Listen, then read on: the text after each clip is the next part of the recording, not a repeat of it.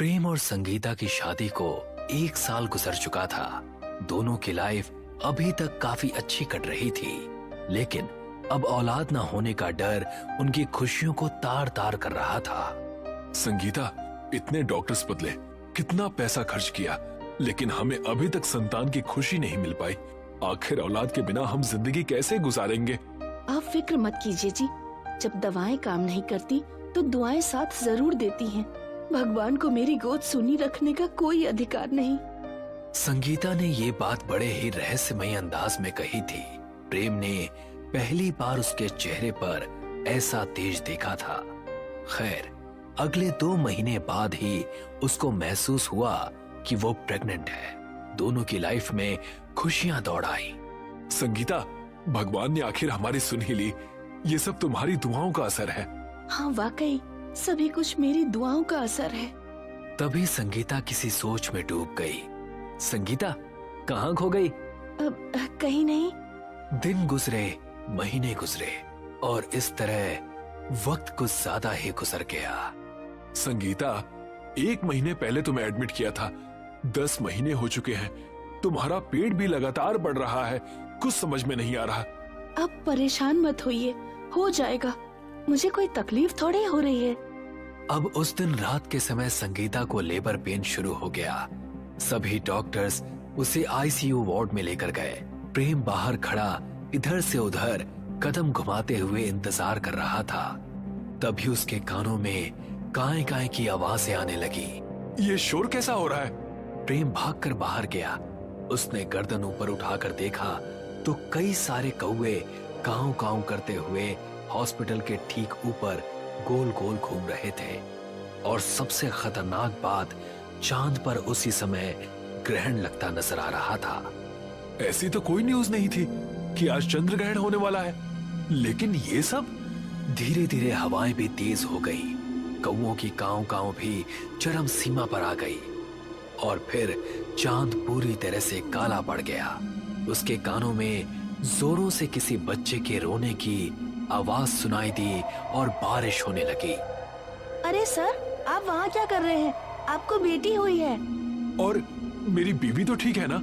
माँ और बेटी दोनों सलामत हैं। प्रेम तेजी से वार्ड की तरफ भागा। डॉक्टर्स बाहर निकल चुके थे।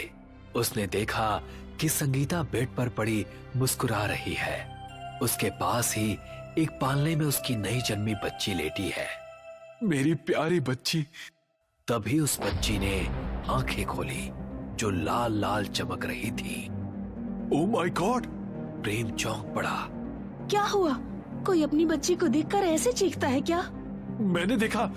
उसकी बात बीच में ही रुक गई जब उसकी नजर फिर से बच्ची पर पड़ी जो बिल्कुल नॉर्मल दिख रही थी और मुस्कुरा रही थी। तभी उसके कानों में सिस्टर्स की चीखें सुनाई दी। स्टाफ के 2 आदमी और प्रेम भागकर उनकी तरफ पहुंचे।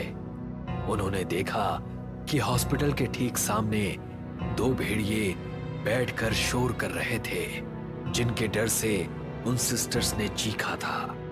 हमारे हॉस्पिटल के पास दूर दूर तक ऐसे खूंखार जानवर देखने को नहीं मिलते। आज की रात घटा सब कुछ प्रेम को अजीब लग रहा था। मुझे ज्यादा नहीं सोचना चाहिए। भगवान ने हमारी सुन ली और मुझे उसका धन्यवाद करना चाहिए। अगले कुछ ही दिनों बाद वो दोनों बच्चे समेत घर आ गए। उन्होंने उसका नाम नम्रता रखा। धीरे धीरे वक्त गुजरा। नम्रता अब काफी बड़ी हो गई थी। उसकी उम्र इस टाइम 5 साल थी। वो अपनी ही कॉलोनी के 2 बच्चों के साथ पार्क में थी। मैं लड़की हूँ, इसलिए पहले मैं झूला झूलूंगी। नम्रता झूले पर बैठी और विक्की ने मोंटू के कान में कहा। उन्होंने नम्रता को झुलाना शुरू किया। उसे झूला इतनी तेज झुलाने लगे कि वो काफी ऊपर जाने लगी, लेकिन उसके चेहरे पर डर का कोई निशान नहीं था। अरे तुम लोगों ने खाना नहीं खाया क्या? और तेज झुलाओ। दोनों थोड़ी ही देर में बुरी तरह थक गए। झूला रुका और नम्रता उतर गई। तुम दोनों मुझे डराने के लिए ऊंचा झुला रहे थे ना, लेकिन मुझे डर नहीं लगता। ऐसा कहकर नम्रता अपने घर में भाग गई। अब समय थोड़ा और गुजरा। नम्रता जवान होकर बहुत ही मॉडर्न और खूबसूरत हो गई। ये उसका कॉलेज टाइम था और कई लड़के उस पर मरते थे। एक दिन नम्रता अपने घर को वापस लौट रही थी तो उसे रास्ते में रितेश खड़ा नजर आया। अरे रितेश, तुम यहाँ बीच रास्ते पर क्यों खड़े हो? रितेश उसके करीब आया और बोला, मुझे तुमसे कुछ कहना था। कॉलेज में सबके सामने बोलने की हिम्मत नहीं थी, इसीलिए मैंने सोचा यहाँ बोलना ठीक रहेगा। ये सुनकर नम्रता मुस्कुराई और स्कूटी से उतरी। बोलो, क्या बोलना है? आज वैलेंटाइंस डे है। सभी लड़कियों को किसी ना किसी लड़के ने प्रपोज किया। उन्हें देखकर तुम्हारा मन नहीं हुआ कि कोई तुम्हें भी प्रपोज करे? नहीं, मुझे तो ऐसा कुछ महसूस नहीं हुआ। लगता है तुम्हें फील हो रहा है। ये सुनकर रितेश अपने घुटनों पर आ गया। अरे नम्रता, मैं तुमसे उसी दिन से प्यार करता हूँ जब तुम्हें पहली बार क्लास में देखा था, लेकिन कहने की हिम्मत आज जुटा पाया हूँ। ओह, ये मुझे थोड़ा सडनली लग रहा है। तुम आराम से जवाब दे सकती हो, कोई जल्दी नहीं है। ठीक है, कल कॉलेज के बाद मैं तुमको जहाँ बोलूंगी तुम वहाँ आ जाना। ये सुनकर रितेश बहुत खुश हुआ। फिर नम्रता भी वहाँ से चली गई। अगले दिन कॉलेज के बाद रितेश नम्रता के पास गया। जवाब का क्या हुआ? मुझे लगता है ठीक वैसी ही जगह रहेगी जैसी सुनसान जगह तुमने मुझे प्रपोज किया था। रितेश खुश हुआ और उसने नम्रता को बाइक पर बिठा लिया। फिर दोनों नम्रता की बताई एक जगह पर चले गए। ये रास्ता तो बहुत सुनसान है, चारों तरफ जंगल। आखिर तुम मुझे कहाँ लेकर जा रही हो?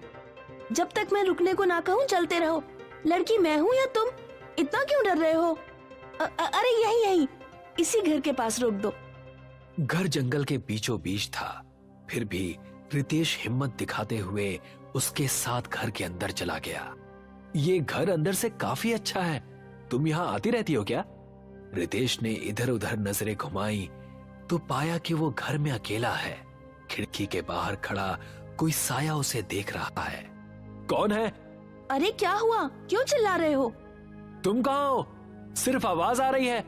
मैं बाथरूम में हूँ यार। कहाँ है बाथरूम? तभी दरवाजा खुला। उसने देखा कि अंदर नम्रता अपने बदन पर सिर्फ तौलिया लपेटे खड़ी है। आंसर चाहिए तो तुम्हें भी अंदर आना होगा। उसकी बात सुनकर रितेश के चेहरे पर खुशी छलक आई और वो भी बाथरूम में घुस गया। तभी नम्रता ने शावर खोल दिया और रितेश को अपने गले लगा लिया। दोनों भीग रहे थे, उनके चेहरे एक दूसरे के करीब आ रहे थे। तभी शावर से पानी की जगह खून आने लगा। ये क्या है? खून? यार इतना डर क्यों रहे हो? मेरे साथ शावर लेने का मौका मिला है तुम्हें। लेकिन शावर से खून आ रहा है, तुम्हें ये डरावना नहीं लगता? ये सुनकर उसने रितेश की आंखों में आंखें डाली। मुझे तो कुछ भी डरावना नहीं लगता। मेरा लव बाइट तुमको बहुत पसंद आएगा। ऐसा कहकर उसने रितेश की गर्दन पर एक बाइट दिया। वो रितेश से अलग हुई और उसकी आंखें लाल लाल चमकने लगी। उसके दांत भी पिशाचों जैसे हो गए थे, जिनसे रितेश का खून टपक रहा था। तुम्हारा खून बहुत टेस्टी है रितेश। उम्मीद है मेरे साथियों को भी पसंद आएगा। उसने फिर से रितेश की गर्दन पर दांत कड़ा दिए। बाथरूम में खून भरता जा रहा था और उनकी कमर तक आ चुका था। रितेश पूरी तरह छटपटा रहा था और नम्रता उसका खून चूस रही थी। 3 बेहद खतरनाक दानव घर के अंदर आए। आ गए मेरे प्यारे साथी। तभी बाथरूम का दरवाजा खुला और उसके अंदर का खून बाहर निकलकर कमरे में फैल गया। नम्रता ने रितेश को जमीन पर फेंका। उसमें खड़े होने की भी ताकत नहीं बची थी। मेरे साथियों, मेरे पहले शिकार के साथ मजे करो। ये सुनते ही वो तीनों रितेश के शरीर पर टूट पड़े। नम्रता ने दरवाजा बंद किया और अब शावर से फिर से पानी निकलने लगा। उसके कानों में रितेश के चीखने चिल्लाने की आवाजें आ रही थी। कुछ ही देर में नहाकर और कपड़े पहनकर वो बाहर निकले।